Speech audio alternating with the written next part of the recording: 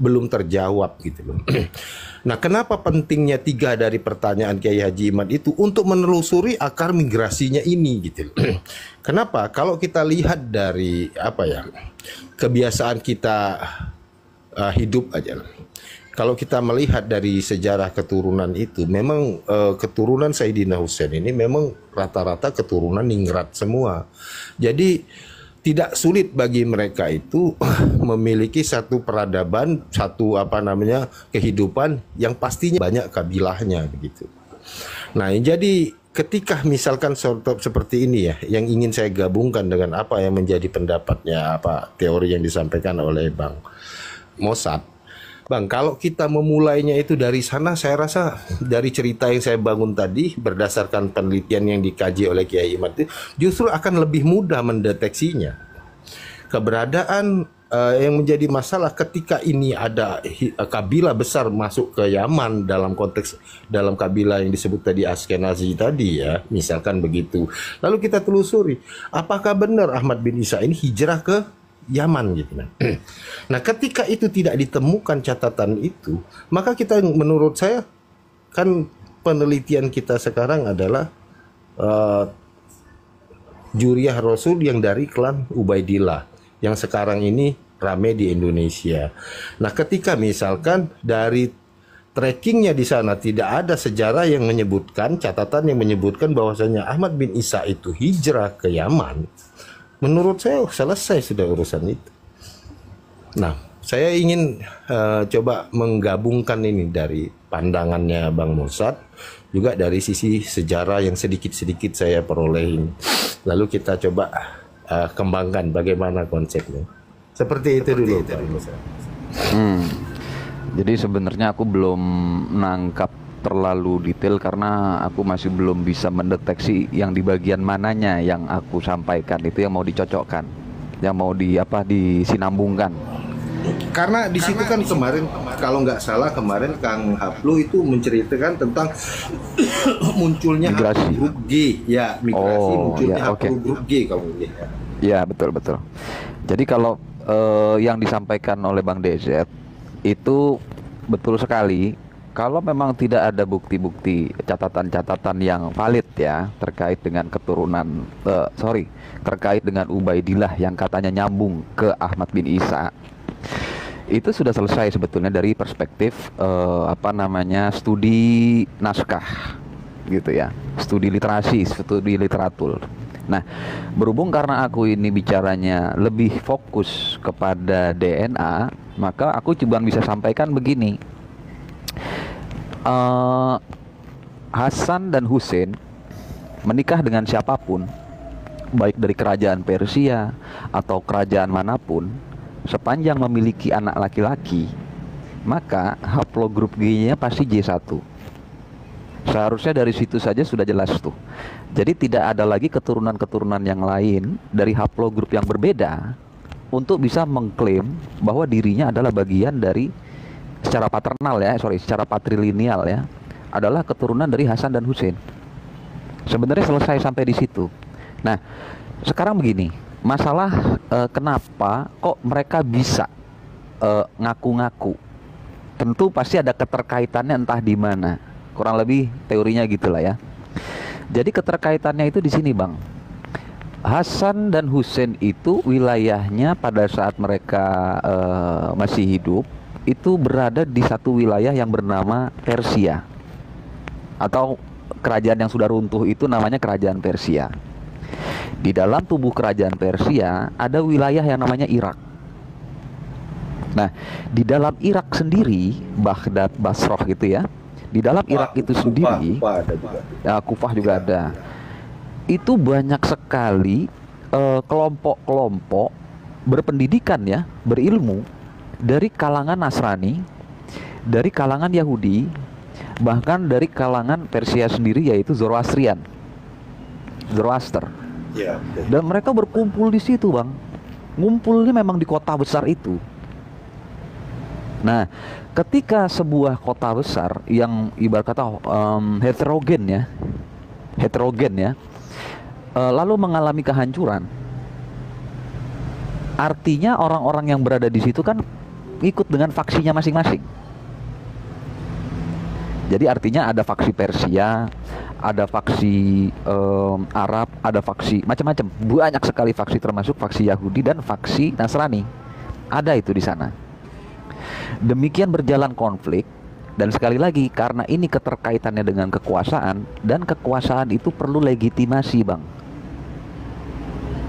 Jangan lupa itu penting sekali. Makanya kita perhatikan Mbak Alawi itu mencari legitimasi bahwa untuk berkuasa dengan cara apa? Dengan cara mengaku dirinya sebagai keturunan Nabi. Itu pola-pola legitimasi. Dari gitu ya? dari zaman ya dinasti Umayyah, Abbasiyah kan rata-rata. Yes, betul. Nah, jadi keterkaitannya antara Haplo G ini dengan klan Bani Hashim itu sebetulnya di situ. Mereka butuh legitimasi untuk kembali berkuasa. Intinya seperti itu. Maka dari itu muncul Fatimiyah. Fatimiyah itu kalau nggak salah nama tokohnya itu Ubaidillah juga. Nah, Ubaidillah ini mengklaim dia sebagai keturunan dari Fatimah. Artinya apa? Dia butuh legitimasi, Bang. Nah, dari situ baru cerita ini berkembang. Karena apa? Haplo G ini mungkin memang memiliki keterkaitan dengan faksi Persia. Kita bicara faksi ya. Nah, untuk faksi ini bisa berkuasa, otomatis mereka perlu validasi atau perlu legitimasi. Yang pada saat itu mungkin yang populer adalah klannya Bani Hashim atau keturunan Sayyidina Ali. Nah, mereka menggunakan itu untuk bisa berkuasa, tapi ternyata gagal. Walhasil mereka pindah. Mereka bikin dinasti Fatimiyah. Nah, kurang lebih seperti itu. Jadi ini sebenarnya awalnya dari politik. Gitu Bang DZ kalau dari perspektifnya aku ya. Monggo dilanjut. Ya, karena kan gini, dari keturunannya Ahmad bin Isa ini kan. Ahmad bin Isa ini melahirkan ya, dari kalau kita lihat dari Al-Sajarah Mubarakah itu kan ada 3 tuh anaknya. Nah, kemarin kan sempat diuraikan oleh host itu, ada tetap di Irak, ada di Palestina, dan satunya di mana host? Satunya. Nah, sebenarnya kalau untuk memperkecil ruang lingkup gitu kan, coba di track dulu dari keluarga saudara-saudaranya yang lain gitu. Kalau kita mau menguji ini dari aspek DNA gitu kan, ya uji aja ke sana gitu. Ya toh. Selesai Bang, kalau pakai DNA Bang. Selesai sudah. Mereka memang nggak nyambung secara patrilineal ya, nggak nyambung mereka itu. Udah selesai sebenarnya. Makanya aku dari dulu itu gini. Aku itu berpijak kepada DNA. Kenapa? Karena dari DNA itu mudah sekali untuk memilah, mudah sekali untuk mengeliminir, mudah sekali untuk deduksi, menyingkirkan hal-hal yang memang tidak ada kaitannya. Nah, itu DNA itu Bang.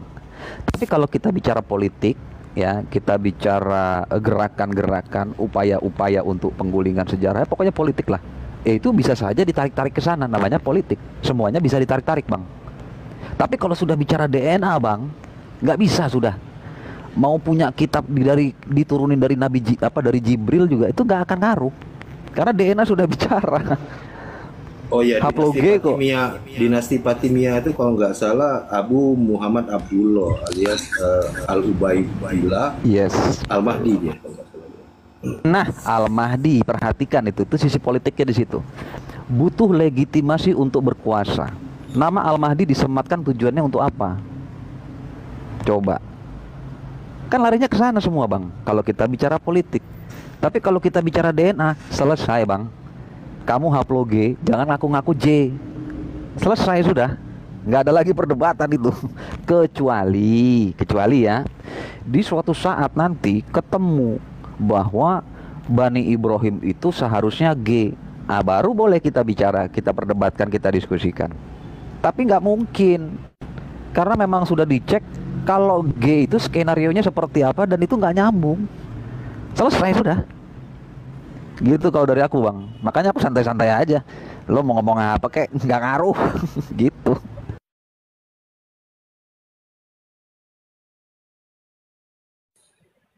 Ya, ya, ya, ya. Jadi kalau poinnya kalau dari Kang Haplu itu memang secara general ya itu Bang Haplu ya artinya mendeteksi dari apa namanya keberadaan migrasi satu klan gitu ya dalam hal Yes. ini yang lebih besarnya ya organisasi itu. Ya. Sementara kita yang di Komal ini kan coba mencari tahu tuh generasinya itu melalui jalur ya memang bolehlah dipakai dengan jalur klan besar itu tadi tapi esensi ke bawahnya malah tidak dapat dia malah, apa objek yang kita mau cari tahu tuh malah tidak ketemu. Nah jadi Yes. kalau misalkan kita ambil dari apa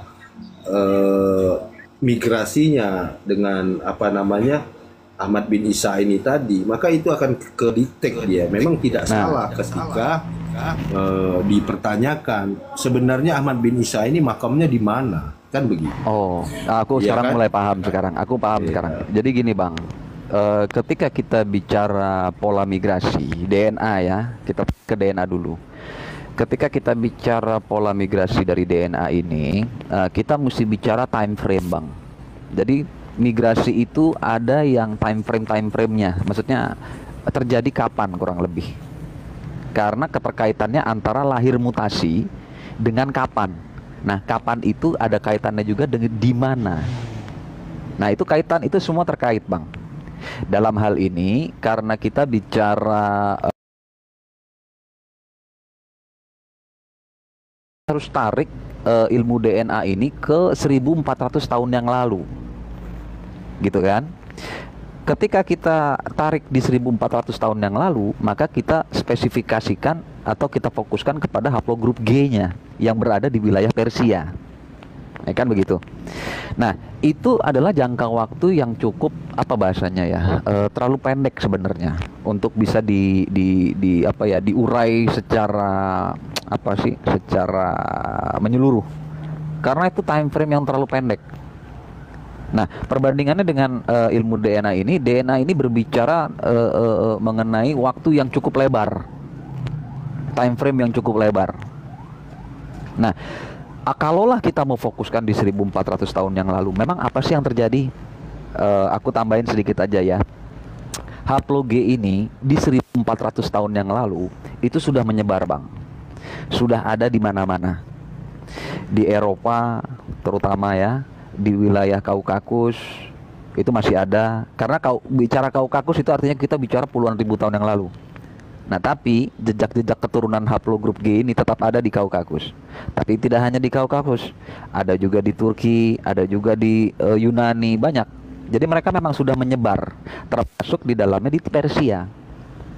Nah ini kaitannya kalau kita baca hanya dari DNA saja kita bingung. Maka kita kaitkan dengan apa yang terjadi pada saat itu. Masuklah kita ke ranah politik. Nah, jadi di dalam tubuh Persia kembali lagi ya, ada orang-orang berhaplogrup G yang mengaku sebagai keturunan Israeliat. Ada orang-orang berhaplogrup R, Eropa juga tapi kebanyakan juga Persia.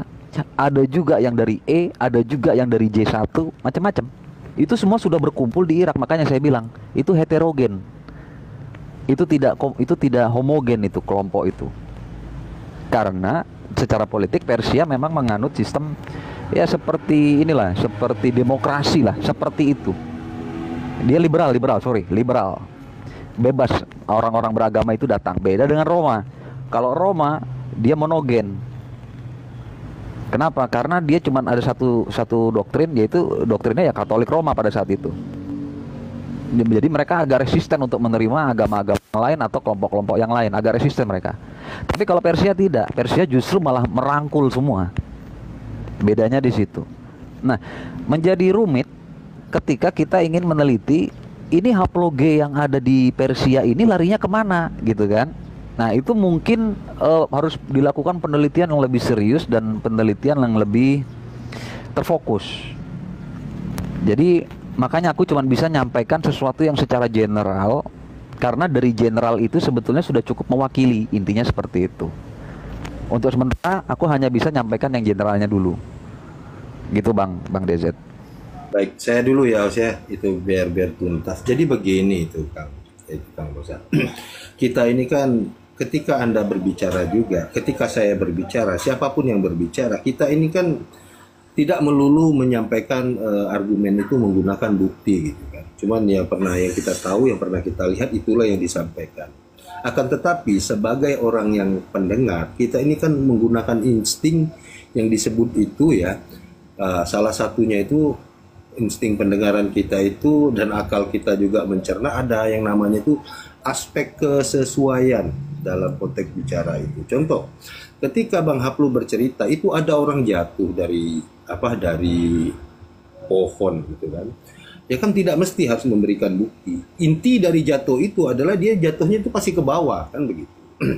Nah begitu juga terkait dengan masalah kuburan ini. Ketika ada orang wafat, ya kuburannya kan pasti satu, nggak mungkin dua. Nah ketika ini muncul dua, nah inilah menjadi satu persoalan. Yang mana yang benar kan begitu. Nah jadi dalam hal kita berdiskusi komunikasi juga, bagi saya sendiri terkait dengan hal-hal bukti.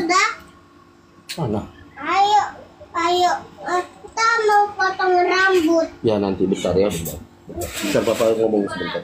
Nah jadi dalam hal ini ketika Duluin kita dulu anaknya itu minta potong rambut, Bang Dejet. Nah dikit lagi. Jadi itu artinya dalam konteks kita bernarasi, berdiskusi juga, sepanjang memang kesesuaiannya itu bisa kita terima, ya kita akan ambil kan semacam itu. Nah memang Sabar ya. ya sudahlah, aku nggak konsen. Kacau. Udah lanjut dulu. Diganggu lo cing. Aduh, mau ngomong apa sih cing pagi-pagi, siang-siang? Ya enggak lah, buat yang penganut dan pengagum teori DNA, selamat, karena ternyata di atas Nabi Adam ada kakek bersama itu sampai di atas 10.000 tahun sebelum Masehi. Jadi ya buat Mossad yang memang mengagungkan teori DNA, monggo silahkan gitu ya, nggak masalah sih. Cuman kalau saya nanti takutnya kita mendekati ke kekufuran ya, karena kita yang kita percayai bahwa Nabi Adam itu merupakan manusia pertama buat kita ya. Itu satu. Pertanyaannya buat lo cing, emang Nabi Adam kapan? Kapan sih Nabi Adam turun? Gue tanya dulu sama lo. Enggak. Ini kan teori DNA. Iya. Nabi Adam itu ada lagi. Kan nggak ada time frame-nya. Bersama orang lo tua kan nggak bersama. tahu cing, kapan Nabi Adam diturunkan? Lo kan nggak punya dasar, nggak punya data. Ya, kira-kira. Iya anggap kan. saya tidak punya data, tapi teori para Lebih dulu, ahli DNA. lebih dulu mana Seperti itu, kejadian Nuh dengan kejadian Adam?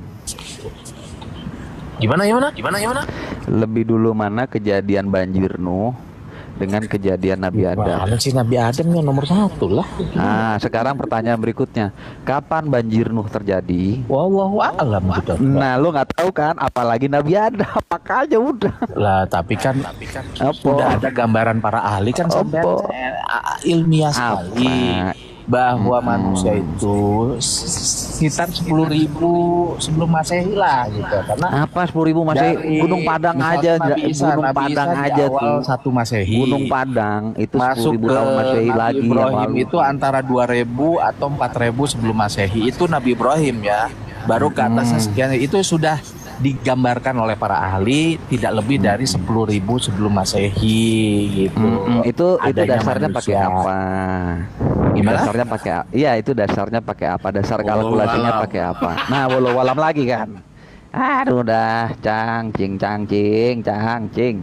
Ya udah. Jadi gini cing, gua mau ngajarin dikit. Enggak apa-apa. Gua mau ngajarin dikit aja nih. DNA. Enggak apa-apa, gua Kita tidak Gini. menolak DNA. Iya, gua DNA ngerti. itu bagus untuk udah scientific, untuk narasinya udah. Jadi gue pengen tracing ngajak lo pinter nih. Gue ilmu mau ngajak lo pinter dulu nih. pengetahuan, untuk tracing penyakit. Iya, udah, nggak penting. Gitu kan. Itu narasi lo nggak penting. Yang penting gini nih. Gimana, Untuk kita bisa ngukur sesuatu, kita perlu pijakan, gitu ya. Oke, pijakan. Yang kedua, kita perlu punya alat ukur. Oke. Ya kan, harus ada alat ukurnya. Saya jawab. Kita punya alat. Pijakan belum saya selesai. dan alat Ya Allah. Ikuti tim ahli sampean. Nah, ini gue mau jelasin dulu ke lu Dokter biar Sugeng. paham. Tapi Dokter Sugeng kok di grounded Apa sih?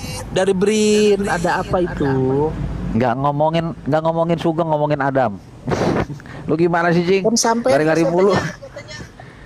Aduh, fokus Cing, dulu, coba fokus lah, dulu, coba fokus lah, dulu. kita Ada jangan alat. kayak itu dulu lah. Kita coba bernarasi, jangan dibelok-belok. Oh Iya, ya, ini Kang Din, bentar dulu, saya mau, kita- mau Udah tanggapi Kang Din berbicara. tadi yang penasaran. Kita harus tracing dari mulai siapa itu Ahmad bin Isa ya, betul ya, Ahmad bin Ya, Isa. ya.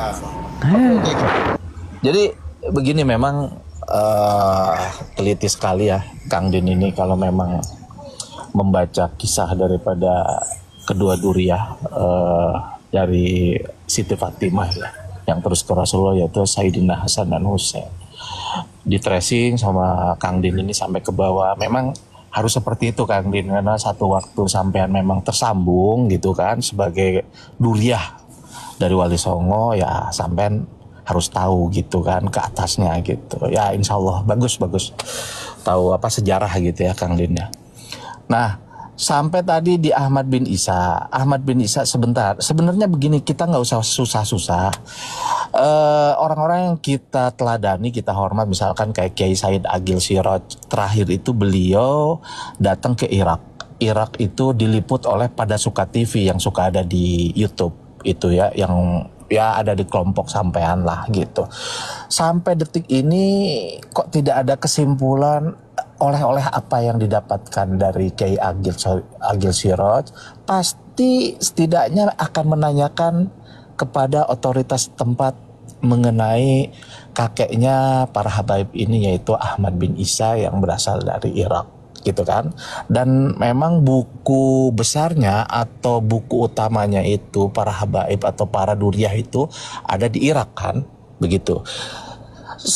Saya merasa ada yang janggal di sini, kok sekelas Kiai Agil Siraj dan para pendukungnya yang mendampingi beliau pada saat berangkat ke Irak itu tidak menelisik atau tidak meneliti hal yang sedang menjadi viral atau menjadi isu di negara kita. Ada apakah itu? Sebetulnya Kang Din tinggal tracing di situ aja, karena repot kalau terlalu baca sejarah, itu banyak bukunya berjilid-jilid. Cing, lu ngomong langsung aja to the point dah. Ya, to the point-nya, padahal ada yang meneliti dari kelompok sampean itu, tapi kok diem-diem baik gitu maksudnya. Ngerti kali ya? Ahmad bin Isa itu yang di Irak itu, yang katanya nih Ahmad bin Isa itu bukan bukan nenek moyangnya Mbak Alawi, karena tidak hijrah ke Yaman, katanya ke Hadramut.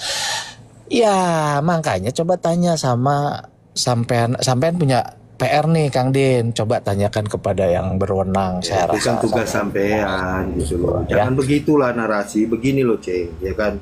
Anda ini saya akuin banyak juga pengetahuan. Tetapi kalau cara Anda menarasikan sesuatu pendapat begitu, menurut saya Anda mislead namanya. Sebenarnya Kang Wancing ya, yang kita bahas ini sesuatu yang sudah ada lalu kita lihat gitu objek kebenarannya. Kenapa saya katakan demikian? Pengklaiman kuburan di Husaisa itu ada kitabnya, ada catatannya. Hanya saja ia di abad ke-12. Ya, di dalam kitab Al-Ghurur juga itu disebutkan di situ bahwa siapa yang mengaku pertama, ternyata berdasarkan sumber dari mimpi begitu. Nah, kita ini kalau misalkan kita mau dudukkan satu persoalan, apakah benar itu di Basro, apakah benar itu di Husaisa? Sejatinya yang kita butuhkan itu adalah yang mana sih yang bisa kita pegang sebagai keyakinan kita, di mana sih kuburan ini. Bisa jadi tidak dijual ke tempatnya, bisa jadi terjadi seperti itu. Nah, mengingat orang yang sudah wafat ini ribuan tahun, satu saja yang hanya bisa kita peroleh itu catatan. Nah, ketika catatannya itu sudah tidak ada semua, lalu munculnya itu di abad ke-10, ke-11, 12, bahkan sampai bagaimana kita bisa meyakini itu bahwasanya itu benar gitu. Nah, inilah sesuatu yang penting. Ketika Kang Pancing mengarahkan saya, kenapa Anda tanya ini kepada teman-teman Anda? Kang Pancing, Anda harus paham, kita di sini itu berdiri berbeda-beda ya. Sampai hari ini saya Kang Mosat ini aja saya nggak tahu orangnya. Siapa beliau ini saya tidak tahu. Hanya saja kita tuh berada di satu pemikiran yang sama. Dan kalaupun misalkan beliau ini memiliki sudut pandang yang berbeda dengan saya akan tentang beliau. Nah, begitu juga tadi terkait dengan apa Askenazi yang beliau sampaikan. Bagi saya itu terlalu jamak kalau kita ingin meneliti itu. Sementara kita ada di sini itu hanya ingin mengetahui apakah benar Ba'alawi ini adalah keturunan Rasulullah dari terahnya Ahmad bin Isa. Kan semacam itu gitu. Jadi kalau misalkan sampean sandarkan kepada saya, tanya dong kepada Kiai Haji Akil Sirot. Ya Allah, siapa mereka itu mereka mau nyambung Bang ya. Saya. Oke, Kang Din begini mungkin Kang Din lupa atau mungkin terlewati. Nanti cing, biar biar disambung dulu sebentar, di mute dulu. Mau nyambung Oke, Bang. lagi omongannya itu Bang Pancing, katanya suruh nyari sendiri. Mestinya yang berhak dan yang wajib mencari kebenarannya Ubaidillah itu ya yang punya nasab gitu loh. Ibarat gini, misalkan ada sampean punya emas tapi ya suratnya itu diragukan, masa orang yang disuruh nyari kan yang punya emas sendiri, ini emas ini benar dari toko mana, beli di mana, suratnya. Buat bukti biar kami yang sudah tidak percaya ini bisa kembali percaya gitu. Jangan kalau nuntut kita orang-orang yang seperti Yai Imat lah dan kawan-kawan disuruh mencari kebenarannya itu bukan hanya Yai Imat cuman udah ngasih tahu bahwa klan ini tidak tersambung ke Rasulullah, dari jalur Ubaidillah ke Imam Ahmad ini tidak tersambung dengan bukti kitab ini dan yang berhak membuktikan ya yang punya nasab, bukan yang meragukan nasabnya. Masa yang udah meragukan ini dengan bukti masih disuruh mencari. Nah, terus selama ini ngaku-ngaku cucu Nabi itu berdasarkan apa? Itu aja, terima kasih. Oke, Bang Arjun, bagus sekali perumpamaannya seperti surat emas yang ditanyakan sampean. Kalau buat saya ya, yang punya emas, ngapain ribet-ribet ditanyain surat emas? Yang mau beli masih banyak. Ke yang lain aja yang percaya nih emas, dan orang tahu kan mental penipu ya gitu, Bang Arjun. Nah, gini Bang Pancing, jadi gini, gue tambahin dikit aja. Nggak, dikit aja dikit dulu, jangan dipotong dulu. Ini jadi apa namanya, nggak fokus nanti. Sebentar. Iya, lo kan kerjanya begitu, bikin orang kagak fokus. Ya udah lanjut. Jadi Bang Arjun ini sebagai pembeli yang menanyakan surat-surat emas, ngapain rewel-rewel? Zaman sekarang itu zamannya pengen cepet, serba cepet nih, siapa cepat dia dapat gitu. Lu nggak mau, lu cari-cari kayak ya gue cari yang lain nih, pembeli yang lain nih, ini emas, lu tinggal. Nah, Bang Arjun pintar, Bang Arjun pintar nih. Nih Bang Arjun pintar, nih banyak nih pembeli emas. Bang Arjun, wah padahal gua tahu dia palsu. Bang Arjun udah lama gak kenal pancing-pancing yang cari tahu untuk membantu orang-orang udah lama kenal sama pancing-pancing ini, nggak usah pakai narasi istilah-istilah langsung tembak. Gini Pancing, misalkan terserah kita yang meragukan, ya jangan marah, itu hak kita. Soalnya apa? Dari bukti yang sudah ada, misalkan emas, benarkah logam itu logam mulia? Benarkah itu logam emas? Benarkah itu takutnya itu logam asal kuning? Gini, aku tambahin sedikit aja buat pancing-pancing. Yang termasuk saya terusin dulu. Tembaga juga kuning, besi karatan juga kuning kalau disepuh. Nah makanya itu kita tes dengan cara apa? Diuji lab kalau emas. Kalau manusia ya diuji dengan tes DNA. Benarkah ini kadarnya kadar emas? Berapa karat kadarnya? Kan begitu. Ada analogi bagus nih dari siapa namanya, Dr. Sugeng. Kalau seandainya terjadi sebuah kecelakaan, orang jatuh lalu pingsan, nggak bisa bangun gitu ya. Nah, berdasarkan catatan yang diketemukan di dalam dompet si korban, diketahui golongan darahnya O. wabarakatuh. Waalaikumsalam warahmatullahi wabarakatuh. Sebentar Bang Syukur. Nah, diketahui golongan darahnya O. Nah, kan begitu ya. Nah, berdasarkan catatan itu dibawalah ke rumah sakit. Lalu ditransfusi. Iya kan? Tapi ternyata Waalaikumsalam warahmatullahi wabarakatuh. Tapi ternyata mengikuti catatan yang ada di SIM itu golongan di KTP itu golongan darah O itu nggak cukup. Maka dilakukan pengujian. Karena nggak bisa begitu saja.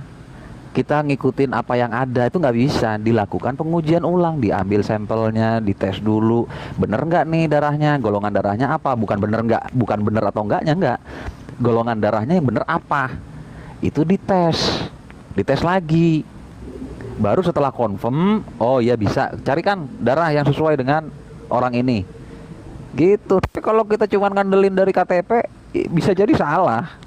Nah itu dari analogi yang kemarin disebutkan oleh Dokter Sugeng. Kurang lebih begitu pancing-pancing. Tes dulu lah. Ya kan Gitu. ada kaidah